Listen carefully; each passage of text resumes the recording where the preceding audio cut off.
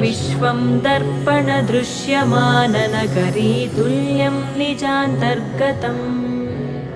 पश्यन्नात्मनि मायया बहिरिवोद्भूतं यथा निद्रया यः साक्षात् कुरुते प्रबोधसमये स्वात्मानमेवाद्वयम् तस्मै श्रीगुरुमूर्तये नमः इदं श्रीदक्षिणामूर्तये तस्मै श्रीगुरुमूर्तये नमः इदं श्रीदक्षिणामूर्तये बीजस्यान्तरिवाङ्कुरो जगदिदं प्राङ्निर्विकल्पं पुनः मायाकल्पितदेशकालकलना वैचित्र्यचित्रीकृतम् मायावीव विजृम्भयत्यपि महायोगी वयस्वेच्छया तस्मै श्रीगुरु